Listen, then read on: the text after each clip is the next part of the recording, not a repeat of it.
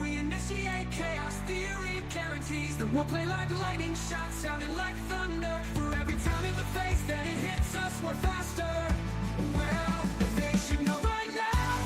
They see the world keeps trying to shake us. It only wakes us. The pendulum swings. The pendulum swings. It's in a beautiful darkness. Napoleon another. It's full steam ahead. Full steam ahead. All about the Petty Express. Misdirected from the start. It's a runaway train. I come a freight train. I come a freight train. In a beautiful darkness, the Petty Express. In a beautiful darkness. Well, welcome back, you guys, to the Petty Express. We are going to be jumping in and trying to do a speed run. Now, I should definitely probably put a question mark as to the demonic dentist, but given the general popularity of dentists, I don't know. Now, I have boosted the sound. It's not super duper great.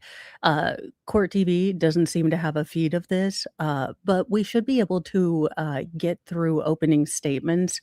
Now, Ger- Gerhard Koning is the defendant in this case. Now, I will have to say, let me double check the timestamp here. He does have a definite Ted Kaczynski vibe, like an Uncle Ted, rage against modern technology kind of vibe to me in the facial structure, if you're one to profile off of facial structures. Um, so there you go. But let's get into this. I do have it at 1.25. Now, Law and Crime does not have closed captions for day one, but hopefully, why are we on day 3? This is supposed to be day 1. Here we are. That was odd.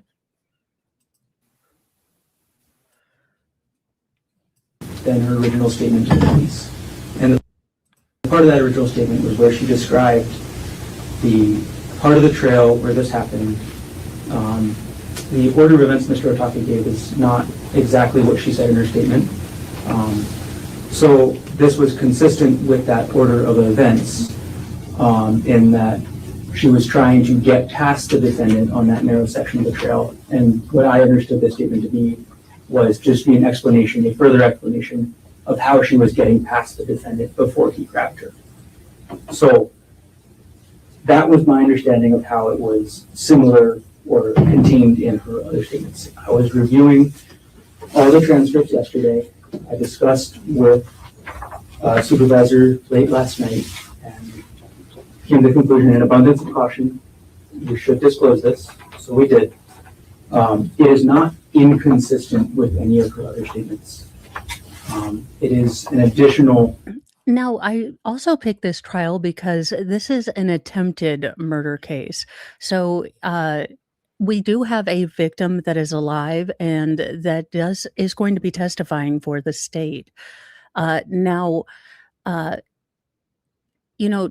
Tony, lawyer, or lawyer explains, daggone it, I'm going to get better at this. A very smart lawyer, who is much smarter than me, he highlighted the defense's cross of the victim in this case and how uniquely terrible they were at it. And given that he said that they were uniquely terrible, with the close kind of temporal closeness of Kathy Nestor's relative awful crosses, it's probably going to be quite awful. Now, I do want you guys to be aware that there are allegations of DV and, laying of hands on, a romantic partner. So, as always, this trial is not going to maybe be the easiest one to watch. So, if you need to take a break, do guard your mental health. I will bring the snark and the sarcasm, but, do be mindful that this is going to have some of those hard topics, and we are going to be seeing some quite horrific wounds that the victim in this case got, and some body cam footage of her being found directly after the incident. Fact an additional thing she told the defendant, an additional fact, but it's not something that makes whatever else she said not true. So it's not on its face inconsistent. It's not on its face exculpatory. I understand the defense will want to use it to impeach her just on the fact that the statement was not made prior. I understand that. But there was no malice or ill will with that. It was just, it came out in the interview. It didn't even cross my mind as something that was new to the point that it needed to be explained. I thought it was just essentially an explanation of something we already all knew. So that's the background on that one. I want to note that Mr. Otake mentioned he might need to subpoena Mr. Kilele. He's already subpoenaed by the defense. So that witness has already been subpoenaed by the defense and I believe was in contact with the defense team. Lastly, the remedy that the defense asked for. My understanding of how the schedule would be working tomorrow would be, the plan is to call Ms. Koenig in the early afternoon, finish the direct, have approximately an hour for cross-examination to start on Friday, and then for cross-examination to continue on Tuesday. So I believe that we should still be able to put Ms. Koenig on. There will still be opportunity to start the cross-examination. Defense will still have the weekend to discuss and use this disclosure. Overall, every time you interview a witness, there's always a chance that something comes up. This is one that didn't when it happened. Now, again, as an armchair psychologist / profiler of with no training, he strikes me as incredibly persnickety, like the type of person that has to have things, directly at right angles. Like the type of type A that has to force their type A on other people.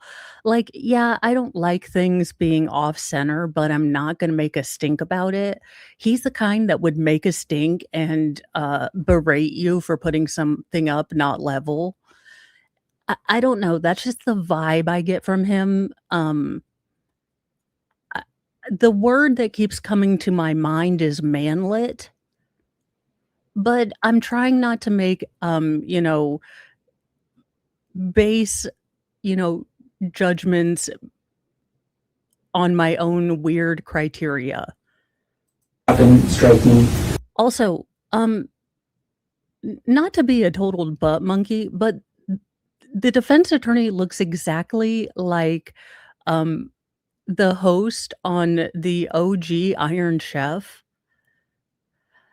Binky, sorry, I don't know, brain fart. So we have Lord Dingus, Thor, Loki, then we have Bender. Yes, we have 4 cats inside, and then we have Cheddar outside. So we do not need 2 more cats, although I have picked out epic names of Billiam and Tedward. So, you have to get 2 because it's for their long names, Billiam and Tedward, but then their shortened names would be Bill and Ted. Now, I haven't found a way to gently let Mr. Mo know that we will be buying 2 more Maine Coons. I feel like this is like beg for forgiveness. I'm just kidding. No, I would not get cats without talking to Mr. Mo. As something that needed to be disclosed after further reflection and abundance of caution we did. But that's the situation here. Thank you. Thank you. Just very briefly, obviously, the fact that they felt the need to talk to a supervisor about it shows that, it was something that was on their mind. And let me just say how I think this played out logically in their mind, right?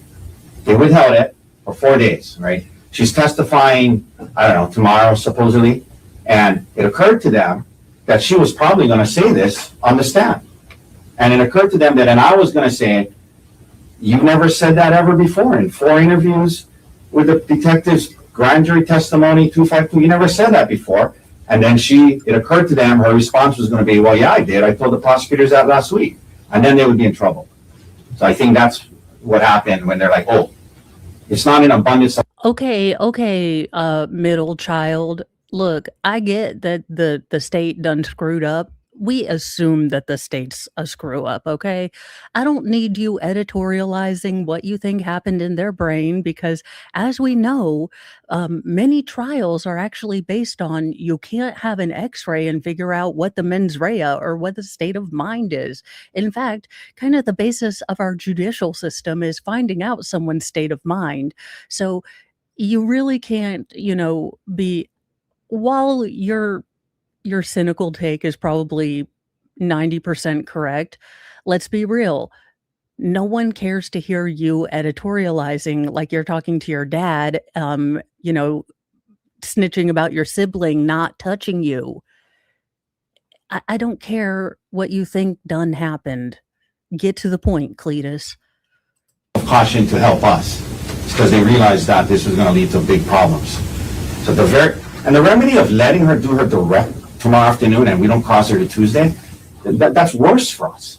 That's not a remedy at all. That means, so that rewards them for this misconduct. So she should not take the stand until Tuesday to give us a chance to evaluate this, figure out how we want to use it in our cross, be ready to go as we listen to her direct, have time to talk to my client about it. I wonder if his sort of, again, kind of perception that this was underhanded and a way for the state to screw over his client, I wonder if that in any way colored what, in a very talented and very kind of, unbiased and balanced lawyer's opinion was a very bad cross of a very sympathetic witness in an attempted murder case. I wonder if, his kind of attitude, because I've seen little snippets of how he cross-examined her, which kind of piqued my interest in this trial. And I do wonder if some of his snark, some of his, aggressiveness was because of this real or perceived kind of feeling of lack of fairness, lack of transparency from the state that he felt he should punish the witness for it. And it's the least we can ask for and do under these circumstances, which, I know we're opening in a few minutes, and so it is what it is, but it's the least that we can ask for. I don't know. Anyway. Anybody want to add anything else? Just, no. Anyway, counsel, appreciate your thoughts. I'm not clear on the true impact of these new statements of the complaining witness might be. And I don't think I need to get into it at this point in time. What I will do, though, given the situation that we're in, and to preserve our ability to proceed, I'm going to grant Mr. Otake's request to delay the presentation of Ariel Koenig's testimony until next week. It doesn't sound like it's going to set us back that much in terms of trial, and it will give Mr. Otake and the defense team the opportunity to fully consider what might have been turned over recently, and we'll just start with her testimony on Tuesday.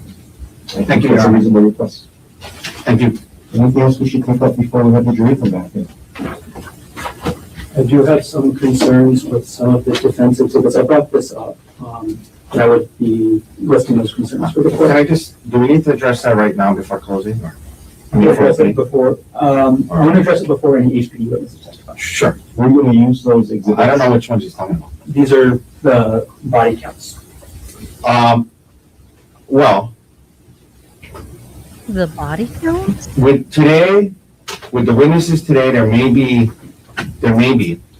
but there's certain, and we can get into it exhibit by exhibit, but as a whole, there's some clips we made that Now, the defense is going to say that this was a crime of passion, that there was no premeditation in this attack. Now, from what I know, the vaguest sort of thing I know about this trial is that, according to Gerhard, there was an alleged emotional affair between his soon-to-be ex-wife, the victim in this case, and someone she was working with. Now, Gerhard very adamantly classifies their interaction as an emotional affair, whereas you can tell that Ariel believed that it was a friendly kind of colleague relationship. So there definitely is a sort of difference of opinion and definition between the defense and uh, his ex-wife, but the defense is basically claiming that Ariel's continual denial of this, emotional affair and how it affected Gerhard's, kind of emotional stability, his whatever, thoughts about himself, it just pushed him over the edge. So, he snapped is basically what they're alleging. And that, yes, it was, an assault, but he didn't plan to actually red rum her. I mean, again, I think they are still currently going on this trial. I don't believe a verdict has been found. But I will say, in just the little snippets of Ariel Koenig actually testifying, she came across as very calm, very sympathetic, and v- above kind of getting baited by the defense. And when you have a witness who is purposely maintaining their calm, their self-control, as I either side, state or defense, starts acting like a real butt monkey, um, that can be a problem, especially to casual observers like us on the Petty Express or the jury. People really don't like it when you're a jerk to a relatively meek or mild person. Uh, if there's one piece of advice I could give to any lawyer is match energies. You do not have to be aggressive. You do not have to be a butt monkey if the witness is not giving you butt monkey, energy. Although I would like the state attorney in this case to not sound like a limp towel. Good Lord, get some testosterone. don't have audio just to show, because it's the best evidence of the trail when the officer's walking up the trail. So there's that. There's other clips we made, but so I'm not sure which ones or which officers, but is your concern that we're gonna? What is the concern? Yeah, what's the concern? The concern is that the body-worn camera of several officers is clipped to specifically show officers discussing the legal charges that they're considering, and essentially introducing opinion testimony of the officers about the appropriateness of any charge, which in our mind is not admissible. And they've been clipped to not even include the full discussions of the officers about the charge. So that's the concern. Well, isn't any statement on the body cam an out-of-court statement that's hearsay? So if I can explain, Yeah, not admissible. we're not, it's impeachment. So we have it there as an abundance of caution as impeachment, at least those clips. So, my plan was to ask the officers certain things about those things and if we need to. Yeah, but the officers are not in charge of charges. I mean, that's the DA's purview. I mean, they can give recommendations, but I don't believe that they can say, we demand that you be charged with like double super homicide. I don't believe that's within their purview. Now, I'm not a lawyer, so I could be wrong, but um, basically anything that the cops said about charges or anything like that is basically like it's akin to, and I say this lovingly because plumbers know a hell of a lot more about plumbing than I know about plumbing, but it would be like asking your plumber to give about legal advice. Now, maybe your plumber is also, a night attorney, but you wouldn't ask them. To its impeachment. I'm not planning to admit that. I agree with you generally that statements on body cams are hearsay, and unless there's a non-hearsay good reason for it, but I viewed it more as impeachment. I put it in there just in case. I'm not planning to admit them into evidence. And the impeachment doesn't go to the legal opinion as to what the appropriateness of the charges. Yes, but just, Yes, it doesn't, or yes, it does. yes, I agree with you. But I think what he's getting at, and again, I don't think we need to address But Judge, I know it breaks the rules, but it's really good for my client because it makes him look like less of a douche. that right now. But what he's getting at is there are some clips where the case gets classified as an assault second. And then one officer is discussing it with, I think it might be the sergeant. And the sergeant's like, oh, that sounds bad. Let's make it an attempted murder. And he's like, okay. And so, that's it, just to show how it got reclassified. But I don't know if we need to address that right this second, but I think that's what he's concerned about. No one in the history of, even if you go by Hollywood being gospel as, actual procedurals, but I'm sorry, Kojak would not have gone to have a Matlock moment. It doesn't matter what the hell the cops think they're going to charge him with. They are not in charge of rendering the charges. Oh, thank you, Summer Coffee Trials and Cupcakes. I think I was having flashbacks from the dentist, but thank you for letting me know. I will put Demon Doctor. So thank you. Let me fix that and the title, but I appreciate that. I was jumping into this. Right. That is good to know. And that is a very serious concern. It is. Because their legal opinion as to what the classification of the charges is not relevant, right? Right, but their full and fair investigation is. Full and fair investigation is always relevant, and the fact that within 5 minutes they decided that this was going to be an attempted murder is highly relevant to their lack of a full and fair investigation before that decision was made. And what information did they have when they classified it that way or reclassified it from an assault to? They see her, they deal with her, they say this is assault to.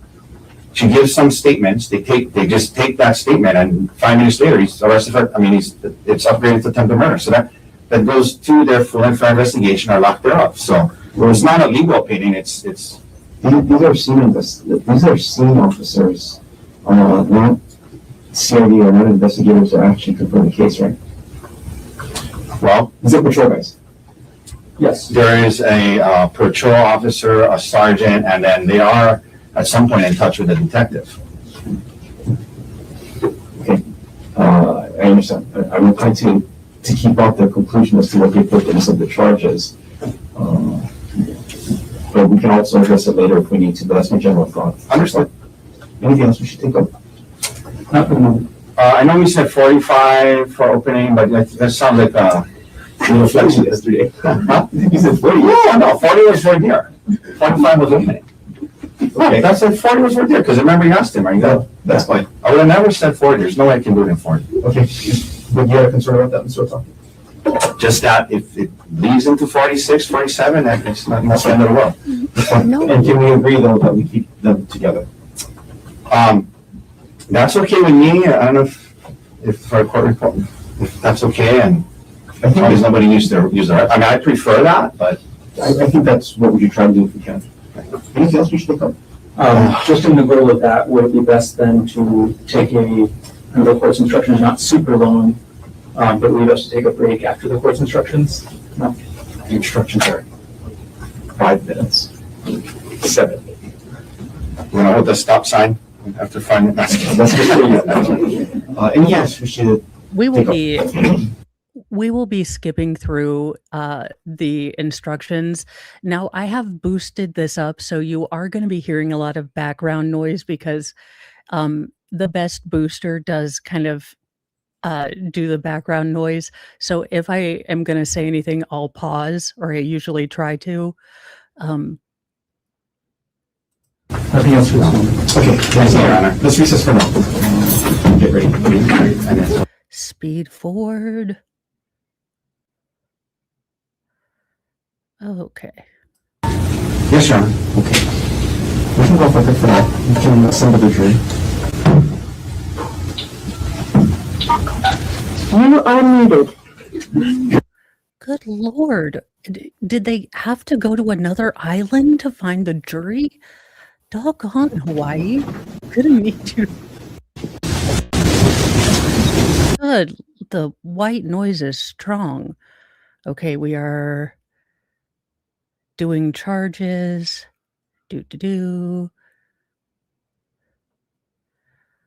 All right, sympathy, blah, blah, blah. Opening statements. Opinion influence you during this trial. And my last instruction is, Yes, I am going to cover the whole trial. Actually, we are going to be doing kind of a speed run. So I tend to skip through kind of the CV, and basically I have ADHD. So if it's kind of the CV, I've been a cop for 40 years. We kind of speed through that. We speed through breaks. We pay attention though to sidebars and things, but we tend to try to go quickly. I'm very interested in this because I have heard various people say that the defense has been uniquely unlikable as far as their cross of witnesses. And just from the base interactions with the defense attorney, he does seem like a pretty confrontational, and I don't mean that in a sort of violent way, just that he's argumentative. He is willing to push his point. He's not laid back. Like I would be termed a compliant or a people pleaser. He definitely is okay to show, if you're a fan of Dr. Peterson, disagreeableness. He doesn't mind that. So it will be interesting to see if it's just a general, more assertive, more disagreeable personality, or if he really is genuinely or if the defense is genuinely unlikable in cross, and what that will do for their client. make sure you keep all your electronic devices on silent mode while we're here in the courtroom. We will give you, if you don't already have it, if anybody needs to get a hold of you, they can call the number. We'll get the message to you as soon as possible. Before we get to the opening statements, Ms. Tony Fisher is now the clerk taking care of the administrative duties today. As I indicated, she and Ms. Long will be taking turns here in the courtroom. New court reporter today, this is Ms. Nikki Chang. She's taking Ms. Miyasato's place. The court reporters will also rotate during this trial. So ladies and gentlemen, we'll now get to the opening statements of the attorneys. The purpose of an opening statement is to give you an Okay, I know that this is, look, if you are a child of the 90s and you too had a crush on DB Wong after Mulan came out, not realizing that DB Wong was not going to be interested back in us, he would rather make a man out of a man, but I mean, c'est la vie, such is life.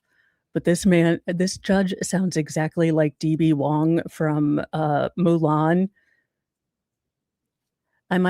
For all one of you in chat who got that, you're welcome. outline of the evidence that each party expects to be presented in this case. Essentially, it's a preview of the trial as seen by that party. It is not evidence, but merely intended to help you in considering the evidence. Prosecution will go first, followed by the defense. Mr. Werner, are you ready to present the state's opening statement? Yes, Your Honor. Please.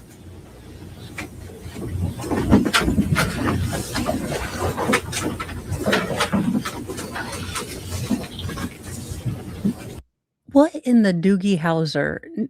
Now, I was hoping it was just the side profile, but where did they find this 17-and-a-half-year-old?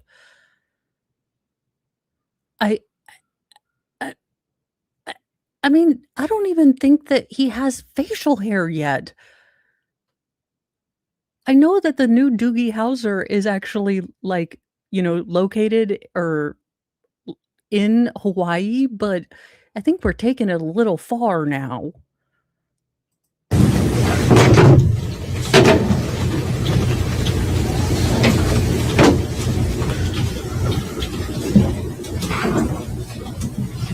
Help! Help! Help! Those are the words that Amanda Morris and Sarah Bucksbaum heard as they were walking up the Palipuka Trail on March 24th, 2025.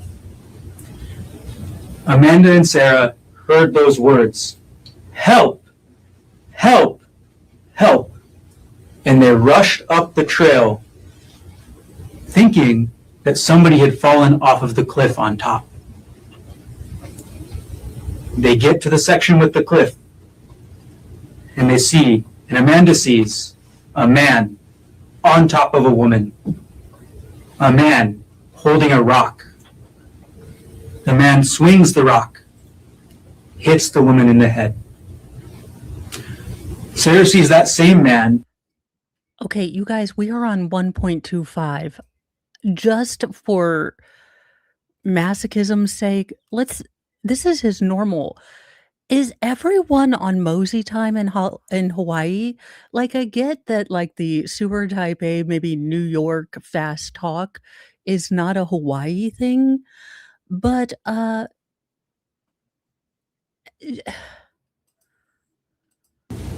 Standing over that same woman, holding that same rock.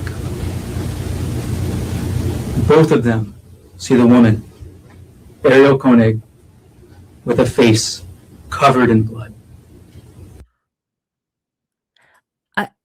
I'm still trying to figure out if he gets carded. Like, is this gentleman allowed to drink? Or is he one of those jerks that I try to, because unlike most people, I am not a people person. So if I have to go to, the Kroger to get food and I'm going to buy wine, I'm going to the older people because I would like the person to be able to handle my booze and go on with my day.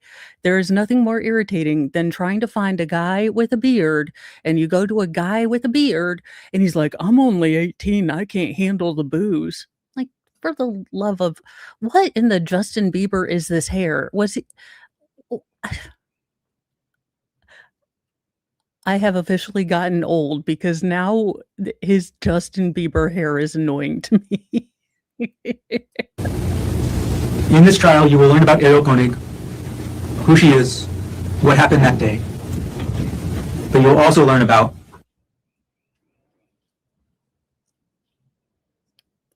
the man holding the rock, the man who hit her with that rock, Dr. Gerhard Koenig, anesthesiologist, Ariel's husband, and the defendant in this case. Now, Ariel and Dr. Koenig, the defendant, normally don't live on Oahu. They're from Maui, where Ariel works remotely and Dr. Koenig practices anesthesia. But that weekend, March 24th, 2025, To be fair, I mean, I would love to practice anesthesia. I mean, could you imagine, like, so what do you do as a job? Well, anesthesiologists just practice putting me into a coma. I mean, I'm not a people person. They prefer working with the unconscious. It kind of works. I mean, honestly, it does sound like a job tailor-made for me. But no, practicing anesthesiology is not that fun. just under a year ago, they came to Oahu for Ariel's birthday. Ariel's birthday, March 24th, the day this happened. It was actually Ariel's very first trip to Oahu, her first time coming to this island. The defendant planned the trip. The defendant booked the tickets. The defendant booked the hotel room. The defendant planned the couple's activities. The defendant researched and planned the hike that he took Ariel on that morning. That morning, March 24th, 2025, around 10 o'clock in the morning, the defendant drives Ariel up to the Pali Lookout. They get to the Pali Lookout, the big tourist area overlooking a whole bunch of the windward side. and they get ready to go on the hike. The trailhead for the Palipuka Trail is in the bus parking lot of the Pali Lookout, so not where rental cars or other people park. It's on the other side, next to a set of bathrooms over a wall. So the defendant takes Ariel there, but when they get to the trailhead, they see other potential hikers. They see other people looking for how to start the trail. And Ariel wants to help them. She wants to help them find where the trail starts so that those people can hike up the trail. And she suggests that to the defendant. She says, why don't we show them where the trail is? And he tells her, no. He wants to hike with her alone. Again, see, these are kind of, he could just be a not people person. I find it's weird what prosecutors will kind of pick out as like suspicious things that could have many different possible benign sort of explanations. Like the prosecutors in the Kelsey Fitzsimmons trial made a big deal about her parking in a different area in their closing, despite Kelsey having a fairly reasonable, even if you label her as a liar, even if you think that most of her statements were self-serving, the explanation that she gave as to why she parked in a different spot was reasonable. So, you know, as a non-people person, it doesn't seem nefarious to me directly off the bat that he didn't want to have people around him. In fact, if anything, it kind of proves that he was very aware that people were going to be around. And sound carries a lot further than you think in wooded areas. So it's interesting. Yeah. So it is really interesting to kind of see how different trials are set up. I will say I really like the wood paneling on the back, and usually I'm not a fan of paneling of any sort. He doesn't want to help those people. He wants to hike with her alone. So they don't go up the trail at that point. They go to the Pali Lookout. They go to the tourist area with the plaques. They go to the lookout looking all over the windward side and stay there for a few minutes, take photos, then go back to the trail. Now when they go back, there's nobody else. They're alone, and they start the hike together. They start the hike. It starts in a heavily forested area. You climb over a wall, you go past a sign, you start going up a hill. It's a steep hill, a lot of tree roots, but not a lot of brush cover on the very start. So they go up this hill, and they get to the top of the ridge. Once they get to the top of the ridge, the trail goes left. The trail follows the top of the ridge. On one side, the town side, there's a steep hill, covered in forest, heavy brush on the ground. But on the other side, the windward side of the trail, sheer cliff, a several 100-foot drop, all the way to the bottom of the Pali. They start to hike up the trail. They start to hike up the ridge. And they go for a few minutes. Everything's normal. But they get to a point where you need to climb with your hands and your feet, a scramble area. Once they get to that. Yeah, you know why Mr. Moe would never have the chance to, if he had any intention of, shuffling me off the mortal coil? I'm afraid of heights and I'm an inside cat. I mean, I don't even look over. I don't look down on elevators or escalators. I am not tempting fate. I was raised in the era of the Final Destination movies. We are not tempting fate. Point, Ariel gets freaked out by the exposure. She doesn't like that there's a big cliff to the right. She doesn't like there's a steep hill down the left. Doesn't like that she has to climb on her hands and feet. So she wants to turn around. And the whole reason of going to the Pali Puka hike is because there's a puka. Up the trail, there is a puka, a hole in the side of the mountain where you can look through the hole, take photos, where you can look out through the puka down to the windward side. But they never got there because Ariel wanted to turn around. So Ariel stops hiking. She says she's not comfortable with this. She wants to turn around. The defendant goes on. He hikes another couple minutes up the trail. He hikes another couple minutes, then he comes back and he tells Ariel, tries to convince her to keep going. He tries to say, oh, this is the hardest part. Everything beyond this little bit, easy. But Ariel's still not feeling it. Ariel doesn't want to go on. So they start to descend. And as they start to descend the trail, as they start to walk down that ridge, now, at this point, the steep hill with the forest is on the right, the town side, and the cliff side, the windward side, is on the left. They walk down the trail. They're taking photos. They're sending photos to their family. Defendant ends up taking Ariel's phone to take photos of her, to take a selfie. And Ariel actually takes a photo of the defendant with her phone as well, right by the cliff. Ariel takes a photo and she sends it to her family on an application called Snapchat. Okay, I know that opening statements aren't evidence, but what does right by mean? And I know that this is like evidence of my Spielbergian spectra, but I find I have a hard time with these sort of vague, colloquialisms as far as right next to.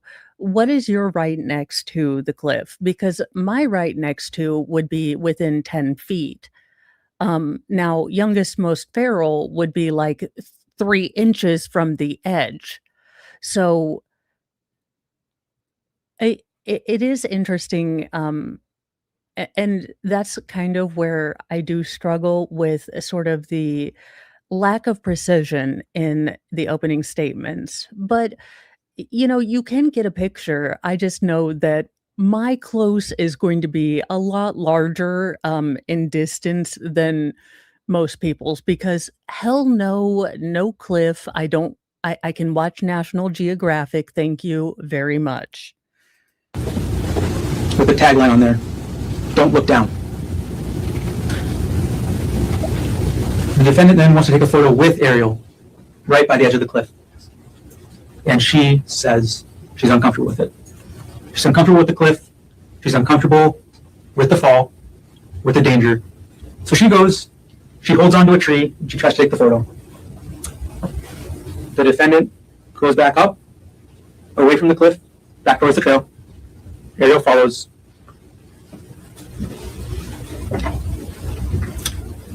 And then as Ariel's moving down the trail to safely get by the defendant at this narrow spot with the cliff behind her, the defendant ends up grabbing her by her shoulders. He pushes her backwards towards that cliff. Ariel goes to the ground. She goes to the ground. They start wrestling. They start struggling. They start fighting. And in that fight, the defendant gains the advantage. The defendant gets on top of Ariel. The defendant is straddling Ariel over her waist, pinning her onto the ground. And Ariel's trying to fight back. She's trying to struggle. But she sees in the defendant's hand a syringe. She sees in the defendant's hand a syringe, and she tries to hit it away. Now, this is where I find very interesting because, again, with just the few little snippets that I've seen of her kind of general recounting of what happened, there didn't seem to be any sort of kind of noticeable irritation, kind of an escalation of, I'm a bit irritated. You wanted to help those people, and now I'm a little bit annoyed that you wanted to, not go up the cliff. Bad duck, I don't know where Doogie Howser, the lawyer, happened. I don't even know if his testes have descended. I mean, I don't know why we have Justin Bieber from, or the youngest brother from Hanson as the state's attorney. But this is the current timeline, and it's a Hawaii trial, so it is what it is. She hits it. The syringe falls out the defendant's hand. And then she sees a vial in the same hand. It is Andy Dick. As the defendant, If Andy Dick had his life together, so a bizarro Andy Dick, a functional Andy Dick, if you will, which is a bizarre. It's bizarre that Andy Dick being functional would actually be confusing for my brain. Reaches into the backpack he had, reaching in there, trying to grab something. Ariel still struggles. She still tries to take that vial out of his hand. And they keep fighting. Okay, so you're telling me that this Ted Kaczynski lookalike had a syringe ready to go, but didn't preload that syringe with what I'm guessing succinylcholine or any well, I'm guessing succinylcholine, but there's propofol, there's even ketamine or any sort of quick paralytic or kind of disassociative. You would think that he would have had that preloaded if he had planned this. So it is interesting to see where these, mega minds kind of plan things out to like the nth degree, but then don't plan things out. Why the hell is he? I mean, it's hard to get, it's not terribly difficult, but there is some precision in getting a, syringe into a vial and pulling it back, the amount of liquid you need. So you would think that you would have the vial or the syringes pre-filled. Like I'm not a mastermind of evil, but you'd think you'd have that done. And at this time, the defendant has Ariel's phone. The defendant is holding on to Ariel's purse. The defendant is holding on to Ariel's wallet. The defendant could be shot-putted by Mo.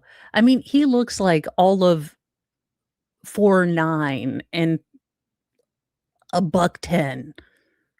I could bench press this man. Well, when I was weight training. Right now, I probably couldn't bench press this man, but I definitely could deadlift him. Ariel pleads with the defendant. She talks about their children. She asks the defendant not to do this. She begs him not to do this. The defendant says, I'm sick of this shit. He's sick of this shit.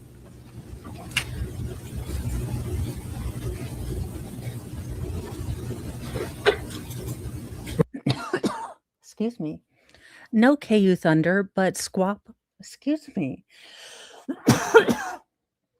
Squab Bob sent me a bunch of stuff, and he sent me this hat and then the Dominatrix dark version for After Dark. Actually, for cop videos.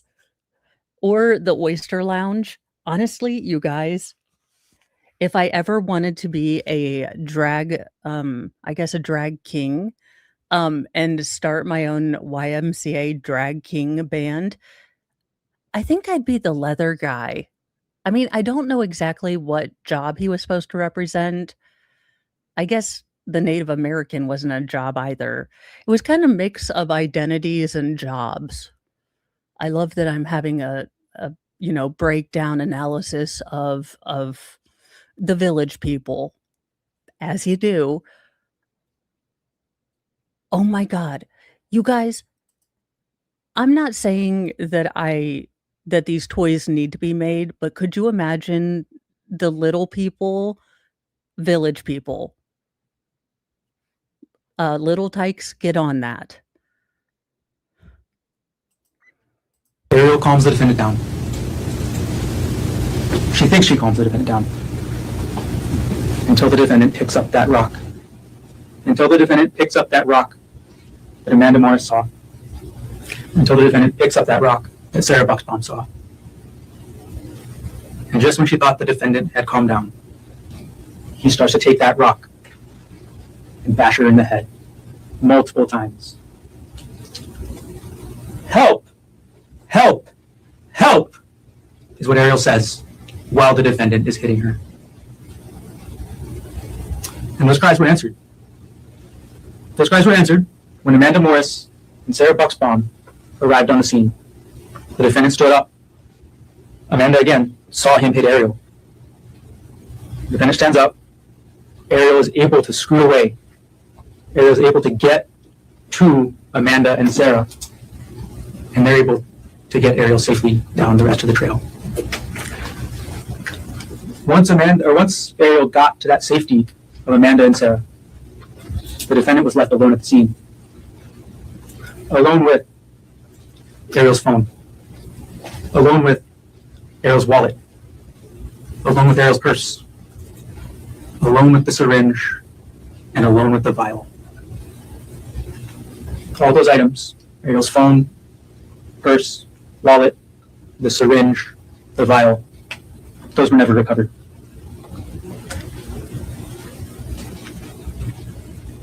The story doesn't end quite there once Ariel gets to safety. A few minutes later, at 10:36 a.m., the defendant takes his phone out. He dials his son, his 19-year-old son, named Emil. He calls him on the FaceTime application on his phone. There's a video call, so Emil can see his dad. And Emil sees Okay, Skippy over here, the FaceTime application. You are not a boomer. You can go ahead. I know you're going to be shocked, but I swear to goodness, sir, it has been damn near 20 years since the advent of an app. We know what an app is. You don't have to, it's not like the early 2000s when it's like, you know what? And there's an app for that. There's an application on your smart cellular phone. You don't, it's like people that remind us that X is formerly known as Twitter. I think we all have collectively got the mother effing MO. Also, Skippy, you're like 12. You should be speaking in Zoomer speak, not like the application on the cellular phone. his dad with blood all over him. And what does the defendant say to Emil? He says, "I'm not going to make it back. I tried to kill Ari, but she got away."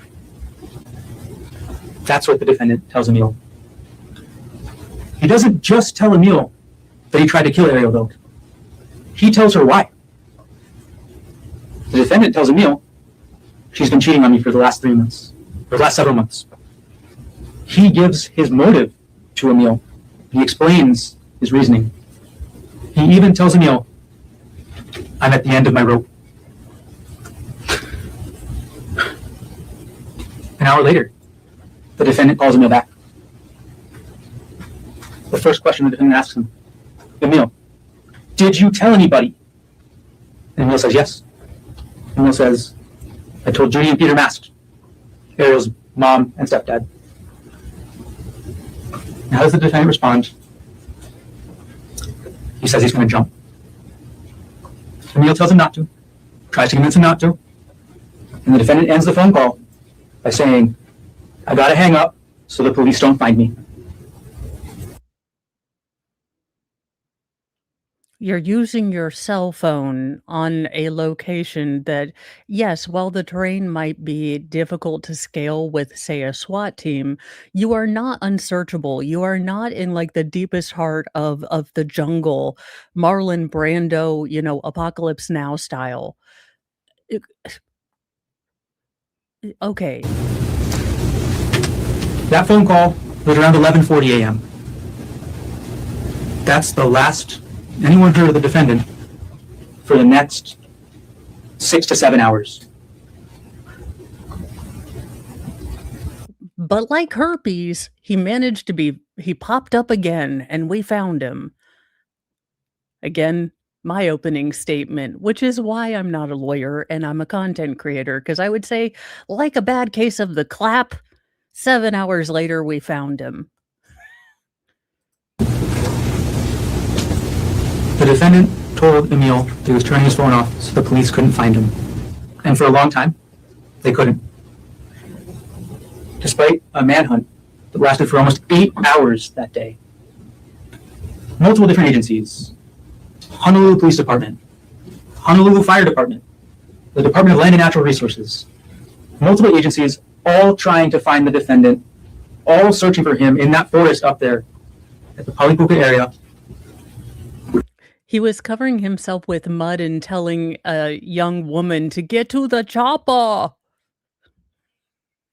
I'm a terrible person. We're going straight to Hades. If you're new here, yes, this is exactly the commentary you're going to be getting. Think a bit irreverent, like Nick Rekieta, but not, extremely well, basically, it will not get you immediately fired from your job, just temporarily suspended. None of them could find him. Yeah, it should have been a man But later on- fund. As the sun was getting ready to set, a few minutes after 6 p.m., March 24th, 2025, 3 HPD officers are headed back to the station. They've been called off the search. They're done. They couldn't find him. But as they're driving on that road that goes from the Poly Lookout back to the Poly Highway, back to town, they're driving out and they see a man. They see a man exit the forest. A man matching the description of the defendant. And they're like, "Hello, is it you we're looking for?" And he's like, "Yes, it's me you're looking for." And they had a Lionel Richie moment. Only slightly as creepy as the music video of that song. They identify themselves. They say, "Police! Police!" The man runs. He tries to get to the forest. He tries to escape them. He's literally, "Run, Forrest, for the forest." Sir, you are all of 5'1". Like, even at a sprint, a relatively normal sized person will catch you at a reasonable pace jog. The officers catch up. They apprehend him. They do use force to do so. And the man is identified as Dr. Gerhard Koenig. Now, Dr. you'll Gill. hear about this case. You've all been informed about how long this trial is going to be. So we hear about this case in a couple different phases. First, we hear from witnesses, Amanda Morris, Sarah Bucksbaum. We'll hear what happened up at the Poly Lookout on March 24, 2025. You'll hear how the investigation proceeded. You'll hear from the HPD officers who responded. We'll hear from the DLNR officer who responded. Sir, you should be asking someone out for prom. Again, is this like bring your teenage son to work day? He's probably 30, but I swear to goodness, this lawyer looks all of 17. You'll hear from the evidence specialists who went to the scene, who took photographs of the bloody patch on the ground, of the crushed plants, the trail of blood. You'll see those photos. You'll see the photos of Ariel at the scene and how she looked like immediately after this happened. We'll hear from Ariel herself. She'll testify as to what happened on March 24th, her birthday, and she'll testify on March 24th of this year. 1 year later. She'll describe what happened that day. She'll describe the 3 months, almost 4 months, leading up to that day. She'll describe this cheating that the defendant was upset about. Because back in December 2024, the defendant found WhatsApp messages between Ariel and a coworker. Ariel describes them as flirty. You will see the messages. You will see the messages, and you will get to see what they say. There's nothing lewd. There's nothing sexual. There's nothing romantic. They're flirty. Okay, I would classify flirty in the romantic category. It would be a subset of the romantic category. So I don't like this classification. Again, it is a bad fact. Do not cheat. Do not cross certain lines,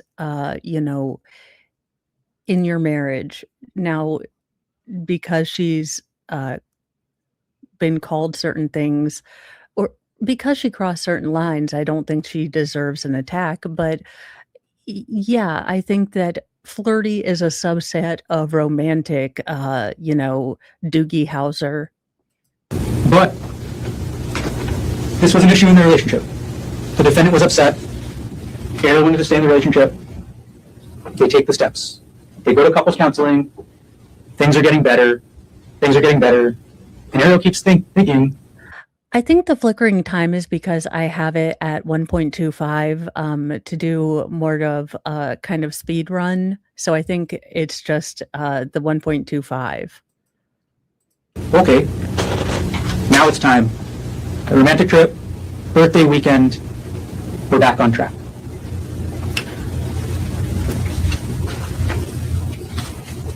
Lastly, I will explain what happened after this incident. So after March 24th, what kind of injuries she had, what kind of effects they had on her. She'll explain, and you will hear testimony, that Ariel, after this happened, by several days, removed the money from a joint bank account that she shared with the defendant. You'll hear that Ariel removed that money. She used it to pay the mortgage. That she used it to pay for the tuition for the children she shared with the defendant. That she used it to pay marital debt that they'd incurred. That she used it to pay the defendant's own credit card bills. So you'll see what Ariel did with that money. Okay. Beyond that, you'll hear scientific evidence in this case. There will be DNA testimony. All of the blood that was found on the trail was swabbed. All that blood was subject to the DNA testing. And all that blood, through the DNA testing, shows an incredibly high likelihood ratio that supports is Ariel's blood and only her blood. But not only the blood from the trail, several different swabs from the defendant's clothes recovered from his person all will show Ariel's blood and none will show his. You'll see the evidence that was collected. You'll see the rock. You'll see the rock that was recovered from the trail. This is going to be a very interesting case because a lot of the state's argument that this was premeditated is based on, well, only Ariel's testimony, because the physical evidence, the syringe and the vial that would point to and be circumstantial evidence of premeditation of a sort, along with her cell phone and the photograph along with his cell phone, are gone. So it's going to be very interesting to see if the state can actually prove beyond reasonable doubt. And thank you, Squab Bob, for gifting a membership. And that went to Bad Duck. Thank you, thank you. We might not get fully all the way through the opening statements because I do have to pick up the kiddos since Mr. Mo is taking his test. But we will definitely continue tomorrow because we have until 2 my time is basically what I'm trying to say. But we should be in for the long haul tomorrow. So that will be good. Friend Psycho, they swabbed the whole trail, but only a few spots on his clothing. I think it's to indicate that no one else was involved. But again, it will be very interesting because sort of the premeditation and the fact that he was even attempting to drag her toward the cliff, if they don't have, evidence of drag marks and things like that because of it being an outside scene, it will be interesting to see if the jury is, I've only seen little bits of Ariel's testimony, so it will be interesting to see how, we perceive her testimony because, just general, looking at chats and different things, it appears that her testimony came off as incredibly, reliable and honest. So it will be interesting to see. I haven't been overwhelmingly impressed by the state's opening thus far. I think it's hitting all the things that it needs to. Maybe it's the juxtaposition of such a young attorney, but I do think that he's relatively unsure of himself. And there's a certain confidence that you need to have if you're going to kind of act out or do a storytelling kind of narrative. And he definitely isn't comfortable enough with himself to do sort of the more animated talking and kind of really get into the narrative style. I mean, there's a way that you can animatedly tell stories that I think he's not fully comfortable with yet. Um, in the environment of a courtroom, I think once he gets a little more seasoning, he's going to be a very good storytelling lawyer, but I don't think he's quite comfortable with it, so it does come off very wooden and mechanical, which is the exact opposite of what you want to achieve when you're trying to do a storytelling narrative kind of opening. So I think he just needs to get a bit more comfortable, which is probably why I need to stop calling him Doogie Howser, but yeah, I can't. The bottom half, jagged, covered in Ariel's blood. JKD Buck, allegedly, this is not Doogie Howser. This, in fact, is a full adult and the state prosecutor. That being said, he looks all of 13 and a half years old. So I will say that he's done a fairly admirable job, but I do think that for the narrative style that he's trying to do, the storytelling style that he's trying to do for opening, he definitely needs to be a lot more confident and really kind of lean into it. You can definitely tell that he's nervous. Again, this might be, not his first trial, but it does kind of seem like this is his first trial. You'll also hear in this case what's called digital forensics. The police recovered a laptop, the defendant's laptop, and they looked through that laptop for certain terms, and they found from December 2024 through March 2025 several relevant things. Oh, not the Google searches of premeditation. Oh, Gerhard, you may be named, after German precision, but you certainly didn't think this one through. That you'll hear. You'll hear the defendant on Christmas Eve 2024, 3 in the morning, was on the internet, looking up internet forum posts about infidelity. You hear the defendant on Christmas Day at 4 in the morning was doing the same thing. You'll hear that on Christmas Eve, New Year's Eve, 8:30 p.m., the defendant was looking up Ariel's financial information. We'll see from the forensics that in those months leading up to March 24th, you will see what was on the defendant's mind by looking at the digital forensics. You'll see that he was looking up divorce. He was looking up how much his prior divorce had cost him. He was looking up notes on Ariel's computer about divorce. He was looking up Ariel's financials. And lastly, from the digital forensics, you will see these messages that the defendant was so upset about. Okay, almost there. Okay. Gonna take this moment to say, can we get a shout out for 90s cartoons? Hey Arnold had, I think, one of the most poignant episodes about the Vietnam War or conflict, whichever you choose to call or talk about, the fall of Saigon.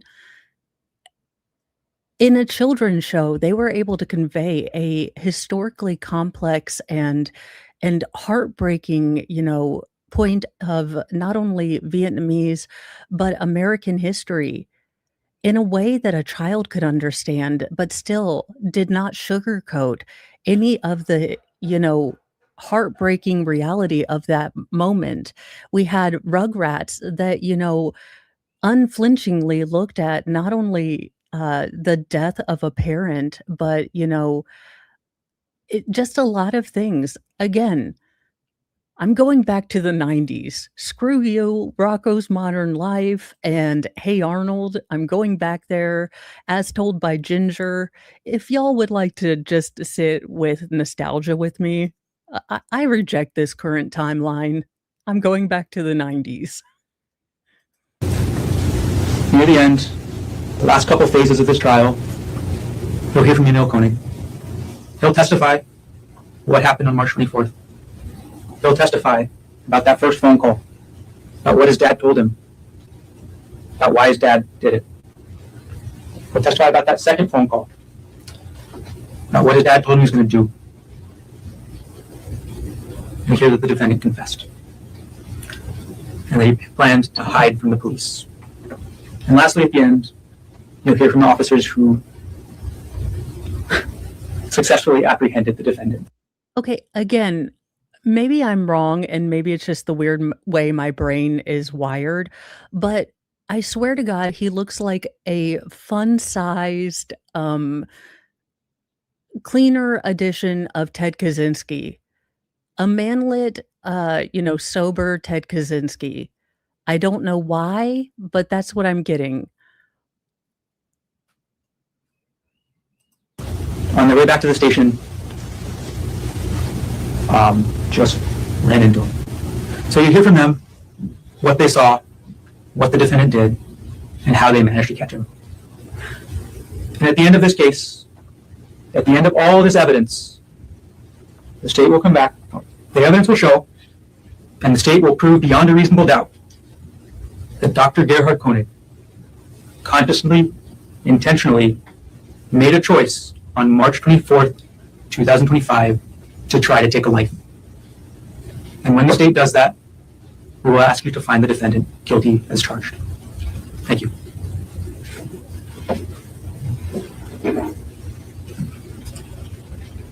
Thank you, Mr. Garner. Mr. Osaki, are you ready to present the defendant's opening statement? I am, Your Honor. Thank you. Please, Just a second to get set up here. take your time. Whenever you're ready. Thanks. Now, I do want to pay attention to his opening, because now I want to remind you guys that we're at 1.25.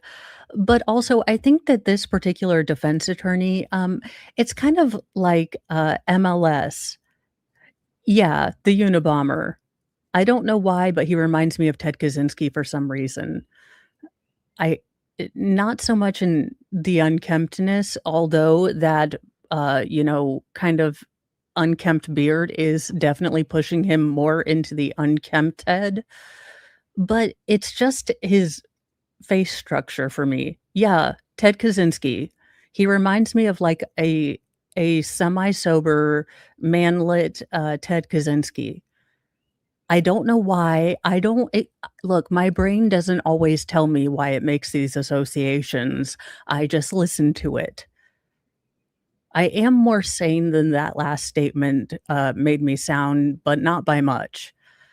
However, back to the train of thought I was trying to focus on. This particular lawyer does strike me, if you are a fan of Dr. Jordan Peterson, as more disagreeable, not confrontational, just more willing to be seen as disagreeable. So I'm trying to be objective if I find him to be condescending and kind of mean. Thank you so much, Paula, for gifting a membership. And that went to Tammy Kelsey. So welcome to the Church of Mo. We have dark chocolate sarcasm and hats and wigs.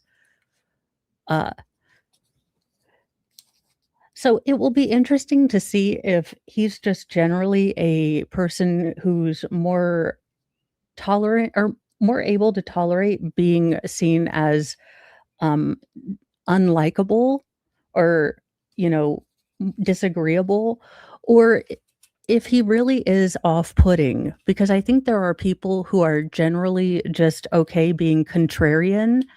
And thank you, Bad Duck, for gifting a membership. And who did it go to? It's Thinking. And that went to Suzanne Iberstein. Hopefully I did not mess that up too badly. I graduated before the last child left behind, and I failed Hooked on Phonics. So the fact that I can even somewhat read is really a miracle, a Lenten miracle, if you will. So congratulations to new members. I do musings with Mo, which is kind of me getting ready in the morning, a behind the scenes look. You can see me without makeup in hair curlers, you know, but I pull all of my stories for Mornings with Mo and generally do story times. So it's a fun, interesting kind of stream. And we are going to start doing members only streams on Thursdays along with a book club. Uh, you know, life has been a bit crazy the last couple weeks, so I am hoping to get back on normal chaos. But let's see if he is genuinely a jerk face or just more confrontational than I know about myself that as much as I run my mouth on the interwebs, uh, my default position is uh, n- to avoid confrontation.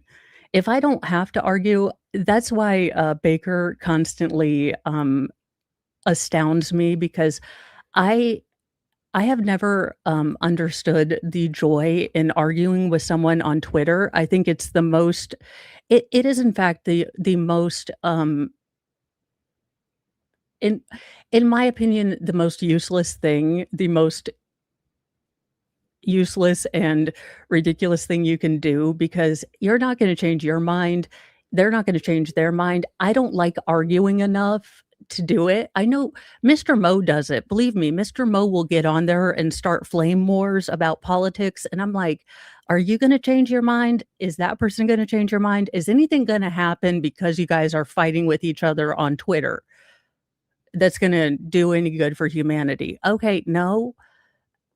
I just it's not my thing, but some people really enjoy it. So I'm trying to gauge objectively whether he's a person that, you know, can be a little more confrontational or if he's genuinely dislikable, which is the impression that has been given by a lot of comments. So I am going to start by giving him a fair chance and starting my observations with the general observations that he seems to be a more, disagreeable type personality, but not intentionally malicious.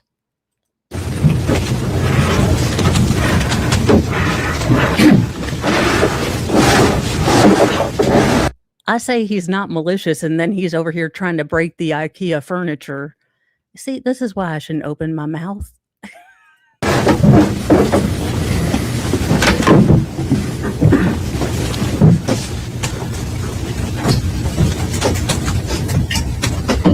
Staying hydrated. Good morning, ladies and gentlemen. There are often two sides to every story, and it's only fair that we wait to hear both sides before we start to make up our mind. You just heard one side. And this is my opportunity to share with you the other side, to share with you the full story, both sides, to share with you the... And this is what I do like about this defense attorney. You can already tell that he's much more comfortable with the public speaking aspect of this. And whether that has to do with his general personality or, possibly having been a litigator for longer, there is something much more magnetic about an opening that will grab your attention with, just the ability to not be married to your notes, to have such a grasp of not only your narrative, your strategy, but the facts in the case, to be able to wander, to not be, beholden to your notes to kind of do your train of thought. Now, I will say that I talk a lot with my hands, so I'm not going to ding him for talking with his hands. Also, he does legitimately remind me of the host of Iron Chef, so I find myself kind of liking him. The complex human interactions between Gerhard and his wife and the complex human chain of events between December and March that resulted in him sitting here falsely accused of attempted murder. And the evidence will show... I mean, this isn't like this isn't Human Centipede. I mean, I think this isn't terribly complex. Again, the complexity is really in the perception and the definition of what is cheating and again, different feelings and different levels of feelings that are ascribed to different actions. But yeah, this is like eh, to make this a conspiracy, there is, I think, a thread here that you could say this was an act of passion that, within every marriage, here is your, life mate, your partner, the person you promise to exclude all others and turn to. And, you know, y- for what, for whatever reason you have perceived them as cheating on you, I think that you could make an argument, especially with the state not having the syringe and the vial, that this was a moment of passion. But to kind of say that he was falsely accused when, as a juror, we know in future there's going to be not only doctor's testimony, but physical pictures and body cam evidence of the wounds on her face. I think that it's a little far-fetched to say he's been falsely accused. I do agree with him on the idea that logically there are two parts of the story, but I think to say falsely accused, even though there's the addendum of, attempted murder, most people aren't going to hear that. They're just going to hear falsely accused, not the little addendum of attempted murder. And you don't want to pee on the jury's shoulder and call it rain. He could be overcharged, but this lawyer's going to have to be incredibly delicate because you are going to have a very sympathetic witness, a woman who's going to have legitimate severe facial injuries and contusions. So you are going to have to really make the emotions, his lack of control over his emotions, the monster in this, not her infidelity, his reaction to it. Because you don't want to, when you talk about her infidelity and make her infidelity the monster, it's very close to saying the old line, like she was wearing a short skirt. So to avoid that, you make his roiling emotions, his passion, the monster. That's what I would do if I was his defense attorney. Yeah, never go full Billy Bob and Angelina. Never go full Angelina and Brad Pitt. Essentially, Angelina Jolie might be good to look at, but she might not be like stable relationship material. He is falsely accused of attempted murder. And let me get one thing straight from the start. He never ever confessed to his son on that phone call. The evidence will show that's not true. This is a long, complex human story. And I'm going to walk you through all the details of it this morning. However, the evidence will show that this story, this human story, can be summarized best in 3 words. Just in summary, 3 words. Unfaithful, unwilling, and untrue. Unfaithful, unwilling, and untrue. Unfaithful. Ariel Coney was unfaithful to her husband. In the latter part of 2024, she engaged in an inappropriate relationship with a man she worked with, a married man named Jeffrey Miller, an affair. When Gerhard discovered it in early December 2024, he was heartbroken. He was devastated. And he didn't know if they could come back from that. He didn't know if he could trust her again. He didn't know if he wanted to. But they both had a lot invested in this marriage. They both had moved to Maui. They had 2 very young boys together. And they thought they should try. Both of them wanted to try. But in order to try, there was going to be things that Gerhard needed on a human level. On a human level, there's just going to be things he needed to heal from her inappropriate relationship with Mr. Miller. He was going to need her to quit her job and never speak to... Okay, again, I am not a fan of cheaters. I don't like cheating, but to have her quit her only means of any financial stability personally, again, her only source of money outside of him, that's not a compromise. That's not like, you know what, I want to have 'Cause we have all seen, if you still, travel through Facebook, we've all seen the profiles, so and so, Mr. and Mrs., and one of them stepped out. You don't know why they have a joint, like, who's the reason they have a joint account, but they have a joint account for a reason, okay? Shenanigans were afoot, alright?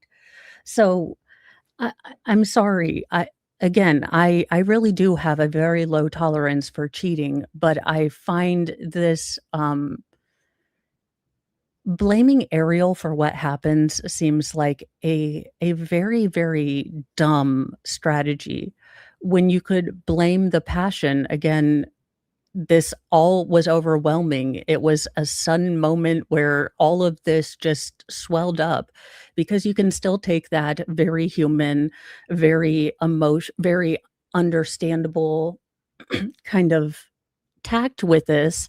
It just doesn't look like you're victim blaming, which I think is incredibly dangerous with a jury trial. I think it's easier to do, and we saw a lot more of it in the Kelsey Fitzsimmons trial, especially in the closing with a bench trial.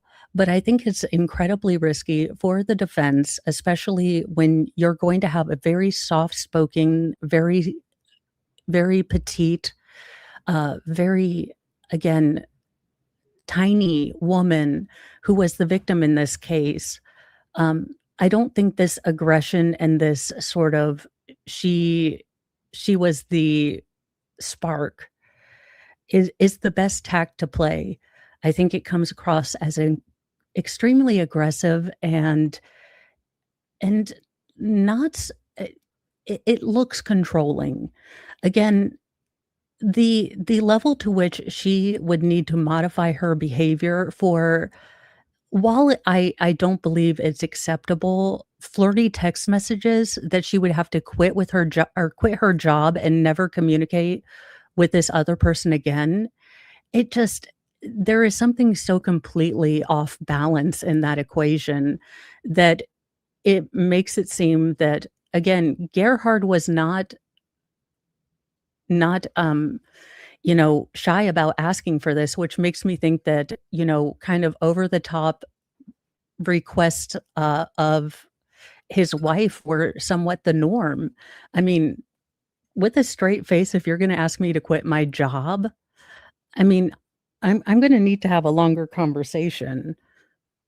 And honestly, look, I wasn't married to you, but he is not cute enough for me to quit my job and become a trophy wife. I mean, yeah. Now, I do apologize, you guys. I took a little bit longer to set this up. So we will be finishing the rest of opening statements and into day one tomorrow. I have to go pick up the feral boy children since Mr. Mo is taking his certification. So hopefully he will have passed his certification by the morning and he will have fixed all the drivers or whatever it is that I am doing wrong with the Google, because I do not know. But let me see who I can send you guys to. I thought we would get faster, but Doogie Howser was taking his time. I